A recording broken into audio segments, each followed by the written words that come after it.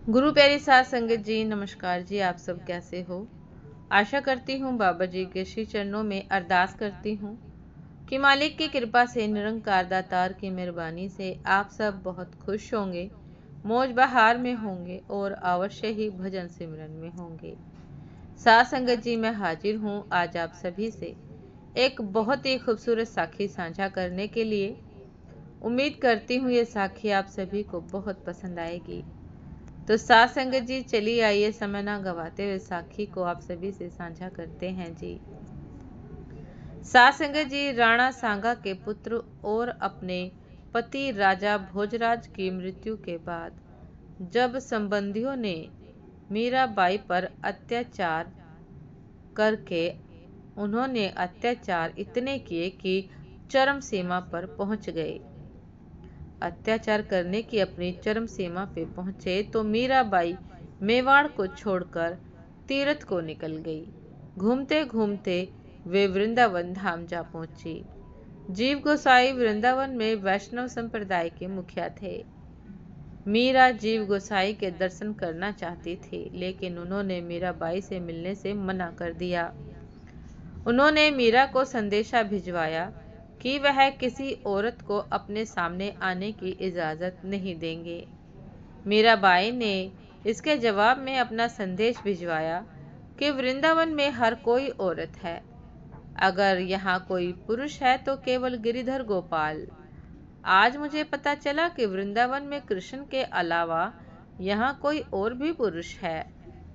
जीव गोसाई ने सुबह जब भगवान श्री कृष्ण के मंदिर के पट खोले तो हैरत से उनकी आंखें फटी रह गई।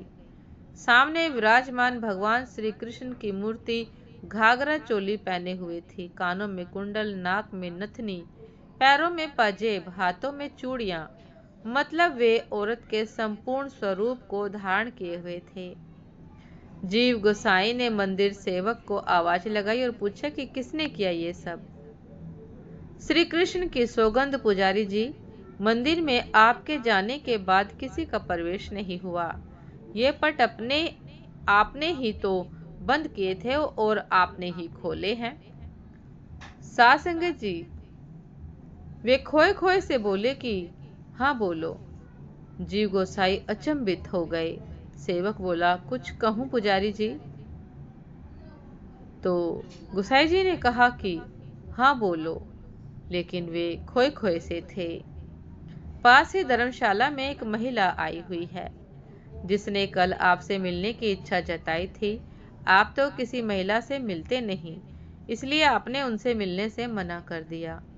परंतु लोग कहते हैं कि वो कोई साधारण महिला नहीं, उनके एक तारे में बड़ा जादू है। कहते हैं वो जब भजन गाती है तो हर कोई अपनी सुध बुध बिसरा जाता है। श्री कृष्ण भक्ति में लीन जब वो नाचती है तो स्वयं कृष्ण का रूप स्वरूप जान पड़ती है। आपने उनसे मिलने से इनकार किया, कहीं ऐसा तो नहीं कि भगवान जी आपको कोई संदेश देना चाहते हो?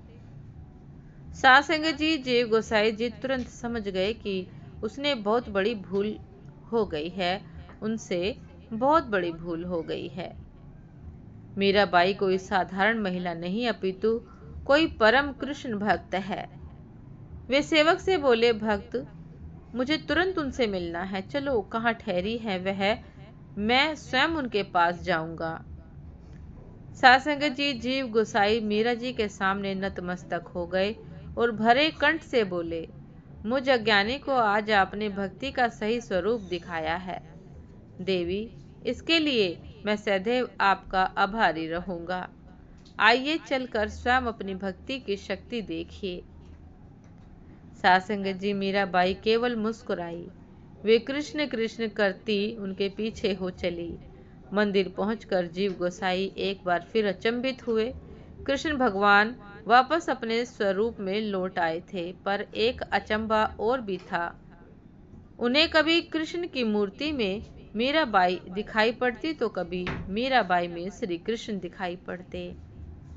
साध संगत जी, यही है भक्ति की ताकत कि भक्त जब सच्चे मन से मालिक को याद करता है तो मालिक भी अपने भक्त को सच्चे मन से याद करते हैं और दुनिया को दिखाते हैं कि वह मेरा सच्चा भक्त है, मैं उसमें ही विद्यमान हूँ। साथ संगत जी, ये थी आज की एक बहुत ही खूबसूरत साखी। उम्मीद करती हूँ ये साखी आप सभी को बहुत पसंद आई होगी। यदि पसंद आई हो साथ संगत जी तो लाइक कमेंट शेयर करना ना भूलिएगा। चैनल पर जो भी नए हैं कृपा करके सब्सक्राइब कर लीजिएगा, ताकि चैनल पर मिलने वाली सभी शब्द साखियों की अपडेट आप सभी को समय पर मिलती रहे। साथ संगत जी, आप हमें इंस्टाग्राम पर भी फॉलो कर सकते हैं। इंस्टाग्राम का लिंक डिस्क्रिप्शन बॉक्स में दिया गया है। तो साथ संगत जी, दासी को भी आज्ञा दीजिए। आपसे फिर मुलाकात होती है एक नए शब्द साखी के साथ, एक नए खूबसूरत विचार के साथ। तब तक के लिए नमस्कार जी। सदा खुश रहिए, मुस्कुराते रहिए, भजन सिमरन अवश्य करते रहिए। नमस्कार जी।